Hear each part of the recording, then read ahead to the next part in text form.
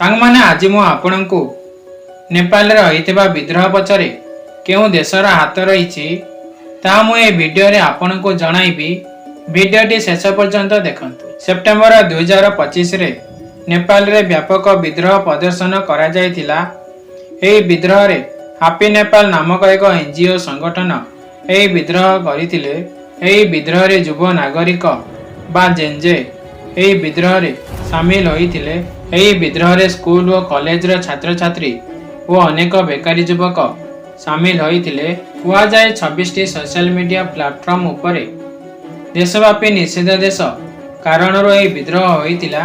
एही विद्रोहर मुख्य कारण हेउची देश रे दुर्नीति और बेकारी वृद्धि कारण एही विद्रोह आरंभ होइतिला बोली कहा जाए।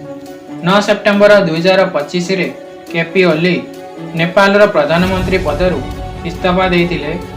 समालोचक माने अभियोग करिसंती जे प्रभावशाली पॉलिटिकल नेतांको पिला एवं संपर्कीय माने लग्जरियस जीवन यापन करुतिले। सेगुड़िक नेपाल युवगोष्ठी सहय करि पारि नथिले कारण नेपाल रे बहुत दारिद्रता वृद्धि पाइतिला और बेकारी समस्या नेपाल रो अर्थनीति बहुत संकटदायी गति करुतिला। सेतिपई नेपाल रे एही विद्रोह देखा देइतिला। एशिया महादेश रे भारत और चीन एही देशगुड़िक बहुत शक्तिशाली होउछंती। रूसिया और यूक्रेन युद्ध रे भारत न्यूट्रल रहिबा द्वारा अमेरिका सहयोग करि पारु नाही।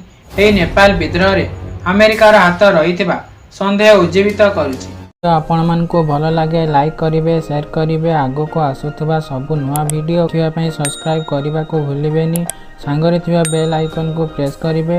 मु जेतेबेले नुआ वीडियो को अपलोड करिवि सर्वप्रथम आपनको नोटिफिकेशन मिल जिवो। रहिली नमस्कार।